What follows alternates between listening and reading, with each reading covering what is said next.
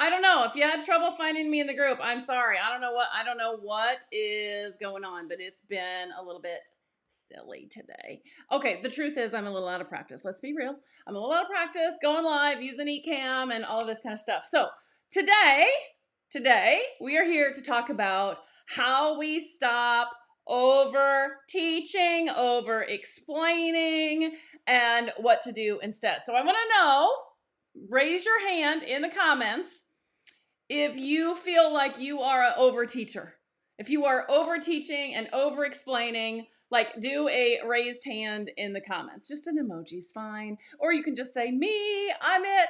Because here's what we're going to do. We're going to start with a little self-assessment to see whether or not you are an over teacher. Okay? And I'm realizing I don't know if this is even working. So I don't know what's going on. We're just going to keep going and and hope. Yeah, I can't even tag anybody. Something is just all sorts of wonky. Oh, well, we're just going to keep going. And if I have to redo it, I'll have to redo it. Okay, so let's do a quick self-assessment, okay? Do I overteach or overexplain? Okay, so this is a yes or no. Okay, you can say it in the comments, yes or no. Question number 1. You try to teach everything into a single video. Like you've got to give it a complete A to Z, all the parts and pieces. They got to understand everything. Everything has to get into a single video. Yes or no? Okay. Do you try to teach everything in a single video? Question number 2. Do you get a lot of views, but not a lot of comments? So your video is being shown to people are watching, but not a whole lot of comments on the video itself. This could be a sign that you're over teaching. We're going to talk about this. Okay? Question number 3. Do you feel like you have to prove your expertise in order to get them to trust you and buy from you? So like it's this whole idea of I have to make sure that they get all of it and that they see that I'm an expert in order to trust me. So that's why I give so much in my videos. And honestly, the truth is this applies to your content too. You could be over teaching, over explaining, over giving in your content as well. Okay? I believe there's one more question here. Does your 10-minute video become 27 minutes because you just keep adding one more thing?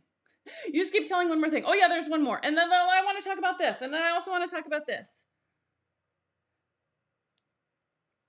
All right, so if you said yes to any of these questions, you are likely an over-teacher, over-explainer. It's okay. It's okay. I was one too. I'm a proud card-carrying member of the over-teaching club. Why do we do this? Why do you think we do this? Show me some comments. Why do you think you do this? Here's what I will share to you. I think oftentimes we have this belief that I have to give value and I have to make sure people see me as an expert and can perform the task that I'm talking about in order to trust me. And I'm here to tell you, not true. Not true.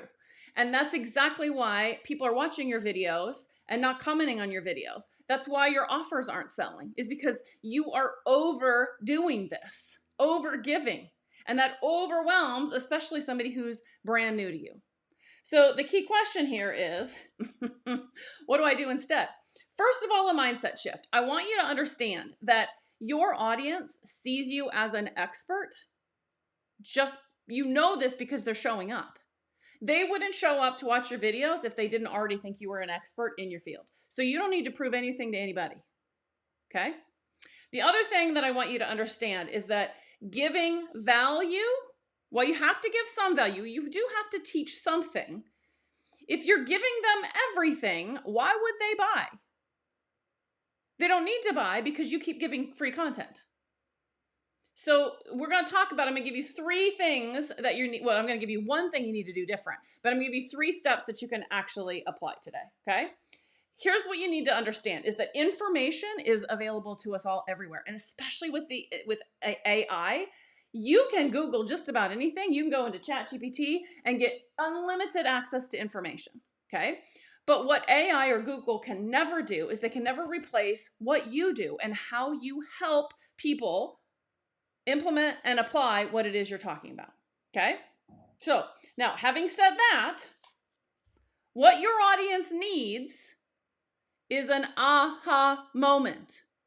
Okay? So for just a second, I want you to just think about yourself as a participant, not as you delivering, but as you sitting back and learning from me or learning from whoever. How powerful, on a scale from 1 to 10, how powerful are those aha moments? Right? 1 through 10. Let me see if I can pull this video up again. I'm going to try again and see if I can get into it. It is just not wanting to work for me. I can't pull it up, so I can't see comments. I'm going crazy here. I can't even find the video. Maybe it's in events. Okay, hold on. Let me try this. Let me just try one other thing. I may have to redo this whole video. I don't know what's going crazy here. Let's see if it's in there. It is not in there. I don't know where the video is. Okay, well, I'm just going to keep going. I can't see your comments. I'm so sorry. I'm assuming you're saying 10, 8, 9s, and 10s, right? Because the moment that we have that moment where we're like, oh my gosh, I've learned something here. You've shifted my perspective. You helped me see something else. Like, oh, that's when we lean in and we're like, this person is awesome. This person can help me. What does she have? How could you? Then we start looking for all of those things. Yes? Okay. So what you need to do is you need to create aha moments in your videos and in your content and in everything, in your emails and everything that you do. So how do we create aha moments? Okay. The best little like overarching tip that I can give you here is, instead of teaching, I want you to think coaching.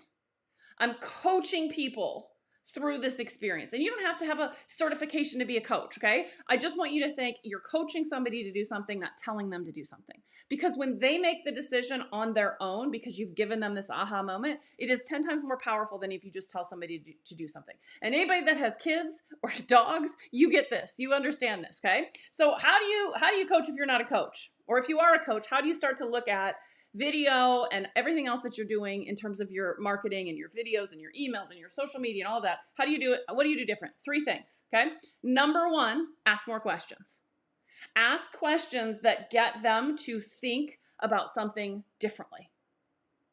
The more you do that, the more you start to take people on this journey, this path with you of uncovering these aha moments, okay? So that's number 1, ask more questions.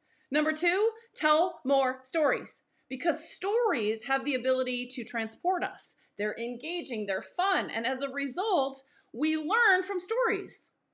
One of my favorite sayings ever is, never have a point without a story, and never tell a story without a point. So the stories that you tell are the things that help you create those aha moments.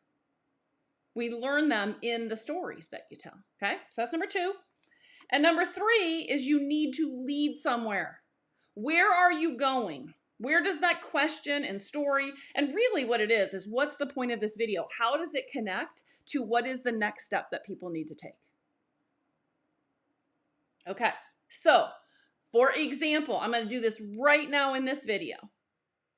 If you are someone who is struggling to do this in your video, let's do a video audit. Okay, all you have to do is DM me and say video audit. I have a link, but it broke. Like seriously, I had a networking call just before doing this live, and right before that I tested the link and it's broken. So I need to fix it. So rather than scramble to try and get that done, I'm just going to say DM me and just say, or you know what, do this. Just in this video, comment and say video audit. And then I'll DM you, or you can DM me, whatever's easier. And what I'm going to do is I'm going to watch one of your videos, and I can guarantee you that I will find one thing that you can do different to get more comments and to actually lead people to somewhere. Okay? So what do you got to lose, right? I know what you're thinking. You're probably thinking, oh my God, she's going to give me feedback on my video. Ooh. Listen, the only way you're going to get better is by getting some feedback on your videos. I know it's scary, but I promise you, my feedback is like a gift. Okay? I'm not going to bash you. I'm not going to make you feel bad. In fact, I'm going to tell you what you're doing right in that video. And then we're just going to course correct. We're just going to look for one thing that you can do different on your next video to get it to connect, to create these aha moments, to coach instead of teach. How easy is that? How fun is that?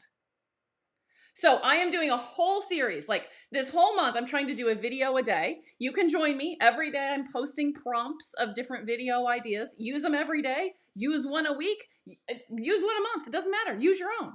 But I'm wanting you to start to see that video can be so much easier than what you're making it out to be. Don't overthink this, just like I don't want you over teaching and over explaining. I want you to coach. I want you to give people aha moments. All right, everybody, I can't see comments. I'm so sorry. I got to figure out what's going on. I don't even know where this video went. I may even have to record this, and that's okay. But here's what I'm going to say. I will get it fixed before the next one. How's that? And anybody that commented, if you commented here below, I will respond to you in the comments, or I may even send you a DM over the next couple of days. I'm so sorry.